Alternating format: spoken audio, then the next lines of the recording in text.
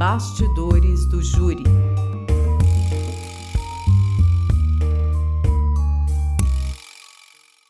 O homicídio, crime de sangue, não raro deixa graves vítimas. E falamos nesses casos em vítimas diretas. Mas o assassinato também deixa outras vítimas.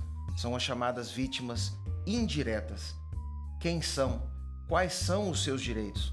Quais os desdobramentos do crime de homicídio que estão por trás das linhas do processo, mas que nem sempre aparecem? Para falar sobre este tema, nós convidamos a ilustre colega e promotora de justiça que acaba de ingressar no Ministério Público através do 60º concurso de ingresso no MPMG, doutora Lauren de Siqueira Antunes. Seja muito bem-vinda ao Bastidores do Júri. Eu que agradeço, muito obrigada, doutor Cláudio. É uma honra estar aqui, ter a oportunidade de conversar sobre um tema tão relevante, com uma referência no Tribunal do Júri, tanto no Ministério Público de Minas Gerais, mas também no Ministério Público brasileiro, bem como sentar nessa cadeira que eu sei que já passaram colegas muito ilustres, também com muita experiência no júri. Então, me sinto muito honrada e grata por estar aqui hoje. Obrigado, a honra é toda nossa. E eu queria começar perguntando para você, Laura, porque eu, analisando o seu vasto currículo que você gentilmente nos cedeu, apesar de sua jovialidade, percebi que você já foi promotora em Goiás ao longo de quase 2 anos, mas antes disso, você foi assessora do Ministério Público de Minas Gerais, você foi estagiária da Defensoria, você foi advogada, você também passou pela AGE, Advocacia Geral do Estado, mas você escolheu o Ministério Público. É uma vocação? Sim, Cláudia, eu acredito que seja, sim, uma vocação. Eu me apaixonei pela instituição do Ministério Público ainda na graduação, por volta do 5º período da faculdade, quando eu tive a oportunidade de estagiar aqui na Casa do Ministério Público de Minas Gerais com o Dr. Rodrigo Ienato, que é uma referência aqui para nós também.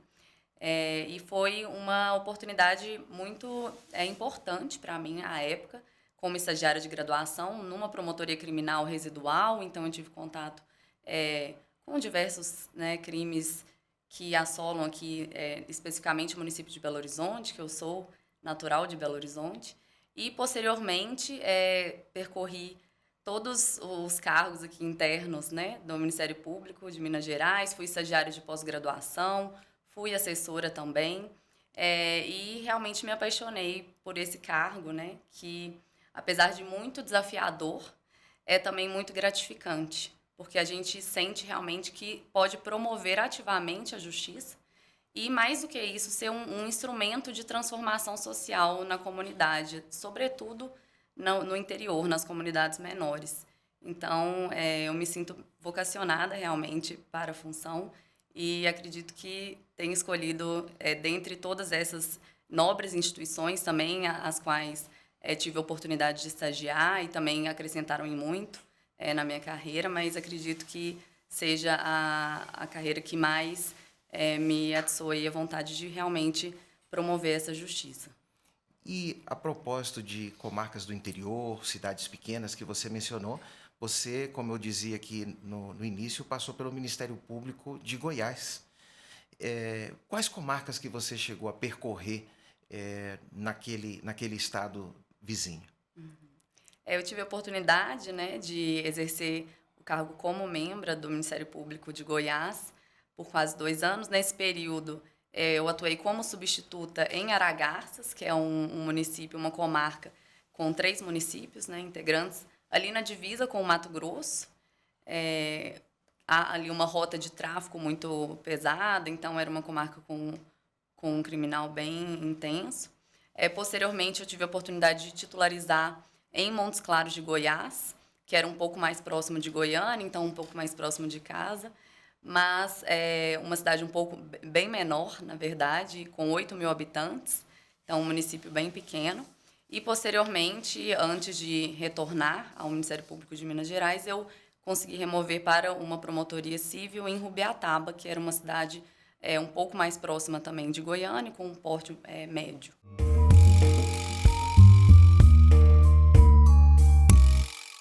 Qual a dica para aqueles que querem seguir o mesmo caminho? Essa é a pergunta de R$ 1 milhão, né? Realmente é uma tarefa árdua, exige muito sacrifício. Então, apesar de parecer pouco tempo para nós, né, que nos dedicamos, foi uma caminhada de muito sacrifício, tanto para nós quanto para a nossa família, muitas horas de estudo, muita dedicação. Eu prestei, né, em alguns estados aqui da nossa região, da região sul também. Então, foram muitos anos aí de experiência, amadurecimento. Então, eu acho que é realmente resiliência, né, que é muito necessário nesses momentos, porque a gente passa por muitas reprovações, a gente precisa abdicar, né, de muitos momentos com a nossa família, os nossos amigos. Então, é necessário se manter firme, realmente essa vocação, esse sonho mesmo, porque é isso que nos alimenta nos momentos de tristeza, nos momentos de desânimo. Lauren, nessas comarcas que você passou, no interior de Goiás, você também atuou no júri, e é isso que, inclusive, te traz aqui hoje para conversarmos a respeito de um dos casos que você teve a oportunidade de atuar como promotora do júri, vocacionada que é para o Ministério Público.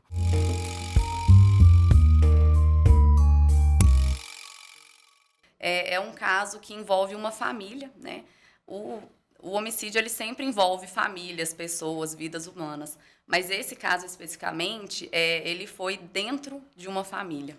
Então, tanto o acusado quanto a vítima eram parentes, né? O acusado era tio da vítima, seu sobrinho com apenas 28 anos, à época dos fatos. Isso, a vítima? Isso, a vítima era o sobrinho. E foi realmente um fato que marcou não só a comunidade, porque era uma cidade pequena, né, de 8 mil habitantes, então qualquer homicídio era marcante, né, não era uma cidade com alto índice de criminalidade, e esse em específico, né, por ser uma família conhecida, por, né, residir ali no centro mesmo da cidade, foi um fato de grande repercussão. Nesse fato em específico, as partes, né, tanto o acusado quanto a vítima, eles estavam juntos naquele dia de manhã, foi no dia 7 de janeiro de 2017, então 5 anos antes do plenário. Eles estavam juntos à beira do rio Caiapó, que é um rio que cerca o município de Montes Claros de Goiás, um dos distritos do município. E eles estavam lá juntos, confraternizando, pescando, né, que é uma conduta tradicional realmente da região. E quando a vítima, né, o sobrinho, foi embora, o acusado sentiu falta de um valor que ele havia guardado em casa e pressupôs, sem nenhuma razão, que esse valor teria sido subtraído pelo sobrinho, que já de antemão informo que jamais foi comprovado, mas ainda que o fosse, né, jamais poderia justificar essa conduta. Um ato de tamanha crueldade. E com essa suposição, ele se dirigiu até o centro da comarca de Montes Claros de Goiás, que já é uma distância considerável, e chegando lá foi em busca da vítima, né? Primeiro ele se dirigiu à casa de uma das suas irmãs, que era tia da vítima, procurando por ele, já anunciando que iria lhe mostrar, né? Lhe mostrar que não se deve fazer isso, lhe dar uma lição, né? Dando a entender realmente o que faria, inclusive já armado. Então, essa tia, irmã do acusado e tia da vítima, visualizando toda essa situação, ficou muito preocupada, já acionou os outros irmãos. Então, foi realmente uma comoção para tentar evitar qualquer situação. E, nesse meio tempo, o acusado ficou aguardando dentro do seu veículo, na porta da residência dessa irmã, armado. Ele estava armado com uma espingarda. Isso tudo, Laura, me permita, no mesmo dia que eles estavam pescando, poucas horas depois. Isso, no mesmo dia, no final da tarde em que ele incutiu na cabeça que o sobrinho havia subtraído esse valor em espécie. Exatamente. Certo. E aí, nesse momento em que ele aguardava, a vítima ficou sabendo, né, dessa questão e com a intenção, né, de solucionar, de se explicar, afinal eles eram parentes e parentes próximos, né, que tinham uma convivência, ele se dirigiu até o local em sua motocicleta, ele conduzia uma motocicleta à época, e assim que ele chegou ao local, ele nem desceu da motocicleta, ainda estava em cima da motocicleta, ele parou ao lado do veículo em que o acusado estava, E o acusado, em questão de poucos minutos, realmente, assim, em questão de segundos, conforme foi confirmado pelas testemunhas, inclusive em plenário, ele efetuou um disparo de arma de fogo no rosto da vítima, né, Do com a sua próprio espingarda, sobrinho. do próprio sobrinho. Que foi fatal, né? Esse único tiro foi suficiente para a morte. Ceifar a vida da vítima. E tiveram essas testemunhas, né, que todas da própria família. Então, nesse momento, né, Que presenciaram, inclusive, o momento da execução. Eles não visualizaram, mas eles ouviram. Certo. Então, essa tia, que era irmã do acusado e tia da vítima, né, estava junto com a sua filha dentro de casa. Ela que foi que ouviu as ameaças prévias, né? E ela ouviu a motocicleta chegando, ela ouviu o disparo de arma de fogo, o sobrinho caindo ao chão, ela foi até o seu encontro. O acusado chegou a fugir, né? Mas, posteriormente, com toda a pressão, inclusive, da família, ele se entregou, inclusive. Mas, com o passar do processo, né, que foram alguns anos aí até culminar no plenário em si, acabou que ele respondeu em liberdade.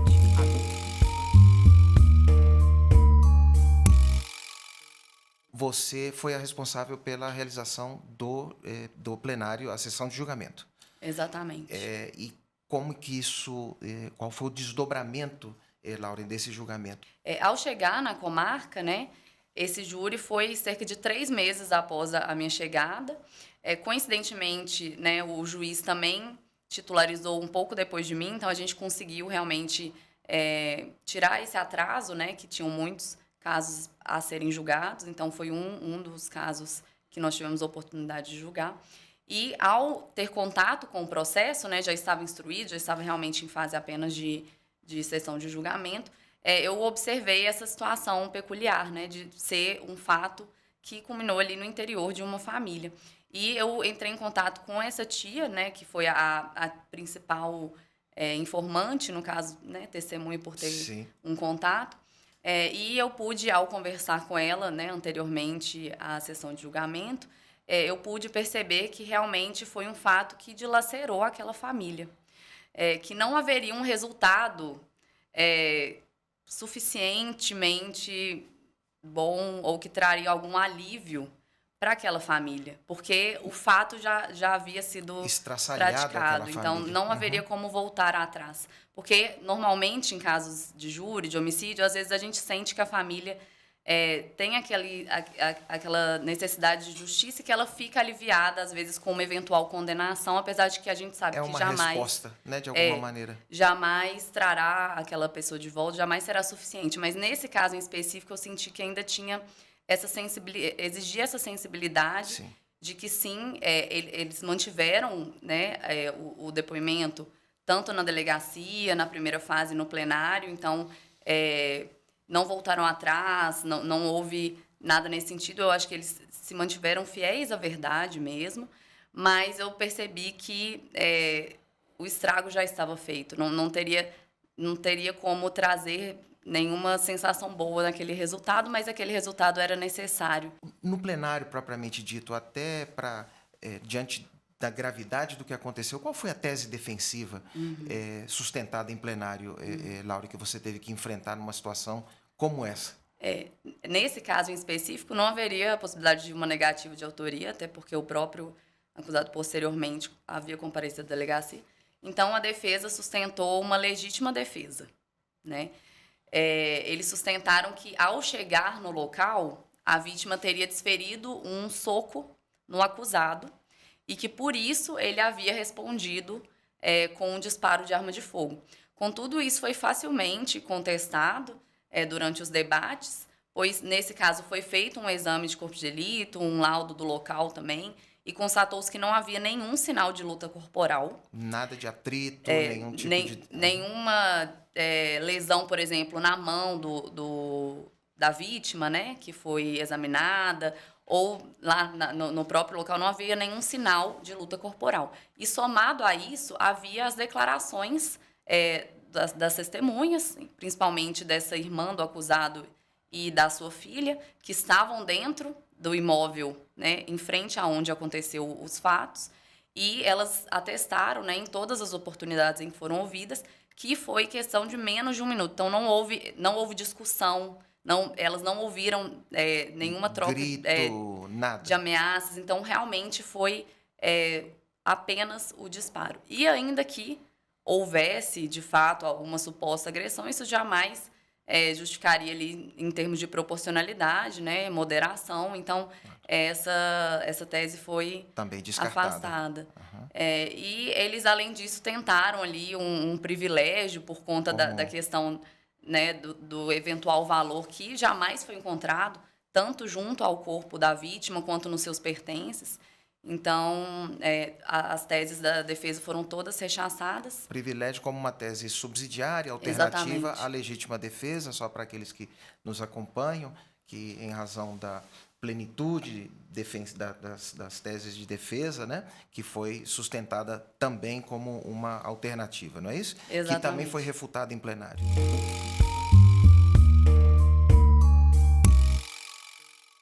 Havia alguma circunstância qualificadora, Laura, em que foi Sim, nesse imputada na caso, denúncia? foi imputado na denúncia e na pronúncia a qualificadora do motivo fútil, por ter sido a motivação, uma eventual dívida, né, de valor irrisório, e considerando, inclusive, a proximidade, né, do acusado e da vítima. Então, essa foi a qualificadora que foi imputada na denúncia, que foi reconhecida também pelo Conselho de Sentença. E, com isso, refutadas as teses defensivas, acolhida a circunstância qualificadora. Uma qualificadora? Isso. Qual foi a pena imposta ao acusado em razão do julgamento ao final? Infelizmente, nesse caso, ainda com todas essas circunstâncias, né, que foram relatadas aqui, foi aplicada a pena mínima, né, de 12 anos, De 12 anos. que a gente sabe que, infelizmente, é a realidade no Brasil, essa cultura da pena mínima, né? E, inclusive, a gente, né, tentou, pelo Tribunal de Justiça também, sem sucesso, o reconhecimento de alguma circunstância do artigo 59, que trata, né, das circunstâncias judiciais. Então, foi essa a pena aplicada por um Houve crime. recurso, então, de sua parte e o tribunal manteve a pena mínima Exatamente. imposta ao acusado. Por um crime tão bárbaro, né? Tão Grave grave. e com tantas consequências e desdobramentos igualmente graves, né? Exatamente. Ele, apesar de ser uma pena inferior a 15 anos, pergunto, continuou respondendo em liberdade após a condenação, Laure? Também, Também? sim. Continuou respondendo em liberdade. Mesmo após a condenação? Mesmo após a condenação. Sim. E você teve notícia, você continuou na comarca por algum tempo, soube se finalmente ele veio a cumprir essa pena ou se ainda continua nessas condições? Infelizmente, ainda continua solto. Eu saí da comarca, né, mas a gente acaba mantendo um vínculo, né, com os servidores e principalmente com esses casos mais Sim. emblemáticos, né, mais marcantes. Houve a interposição atualmente de recurso especial por parte da defesa e está nessa fase agora de contrarrazões por parte do Ministério Público do Estado de Goiás, ainda respondendo em liberdade. Em liberdade, porque não houve o trânsito em julgado da Exatamente. decisão condenatória. E o réu ainda em liberdade, por conseguinte.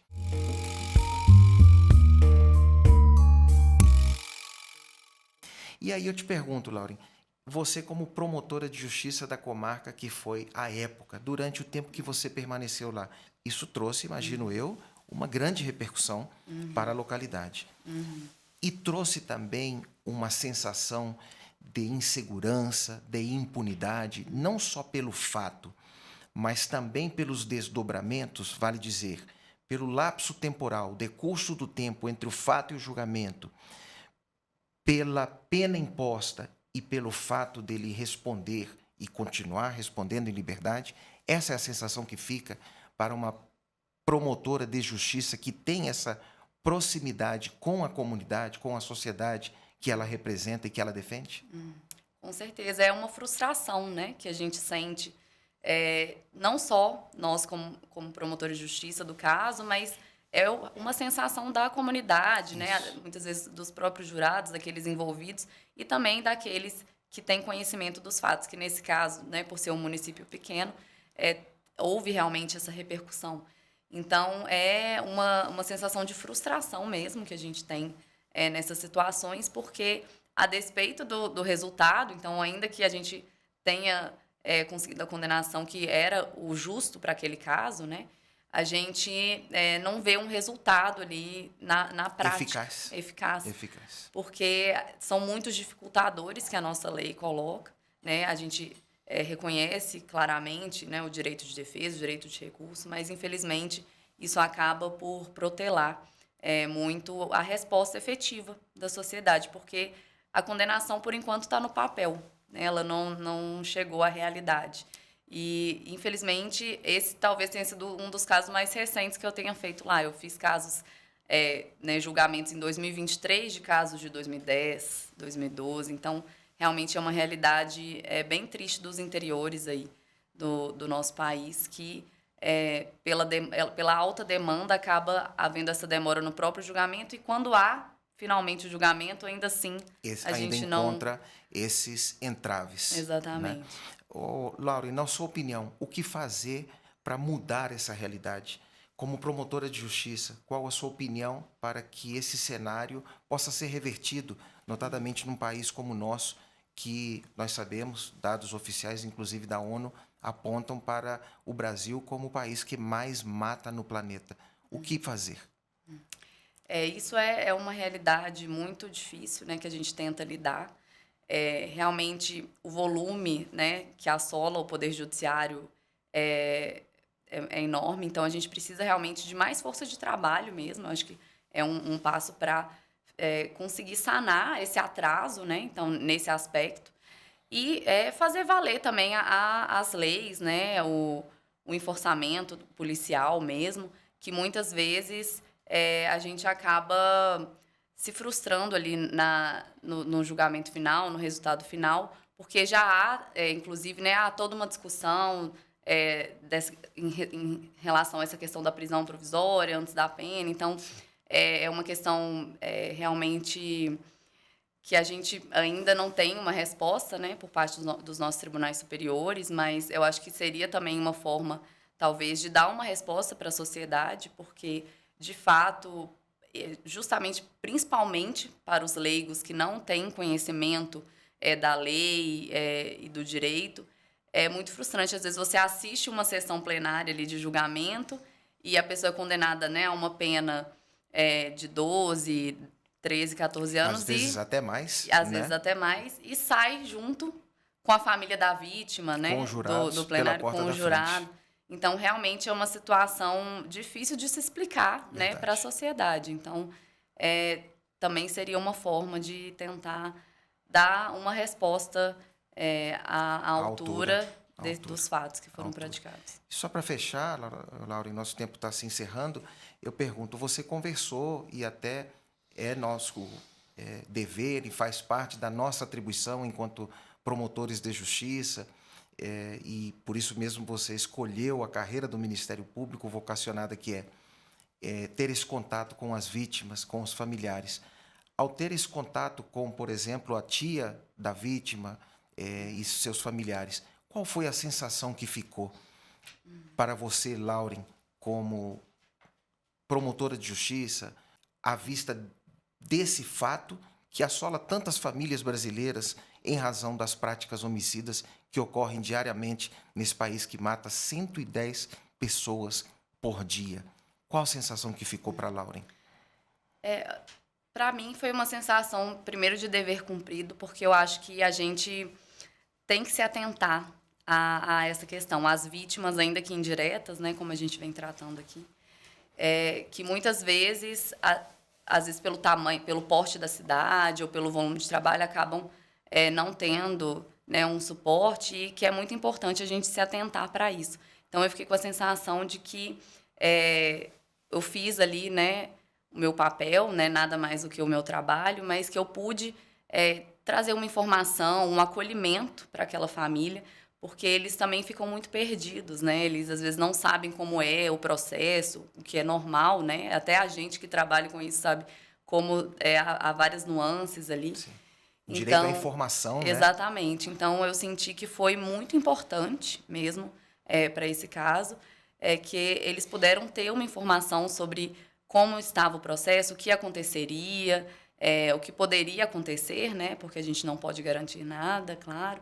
Mas eu senti que houve ali uma sensação de acolhimento mesmo por parte daquela família.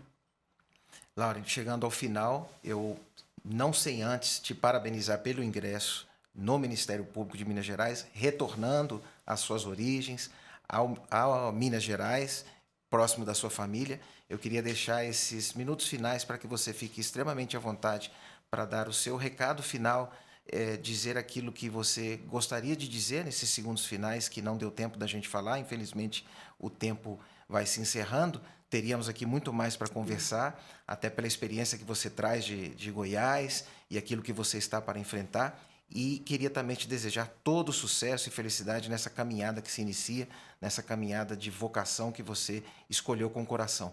Suas palavras finais, seu recado final para o programa, para as pessoas que nos assistem.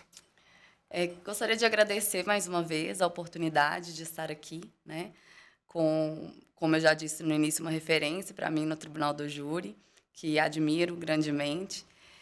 E também agradecer, né, a oportunidade de estar aqui conversando com a sociedade, porque eu acho que é muito importante essa aproximação, né? Às vezes a gente se mantém distante daqueles que são efetivamente o nosso objetivo maior, que é trazer uma justiça e uma pacificação social para a sociedade em si.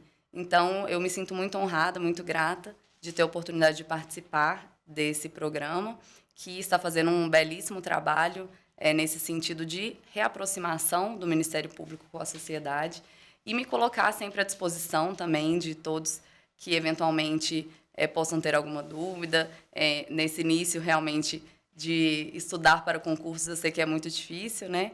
E eu me sinto muito grata, tanto pelo Ministério Público do Estado de Goiás, que me acolheu muito bem e a quem eu sou imensamente grata pela oportunidade também de ter trabalhado ao lado de colegas como a Heloísa e tantos outros que me engrandeceram muito. E ao Ministério Público de Minas Gerais, que é efetivamente a minha casa e a quem eu sou muito feliz de estar de volta.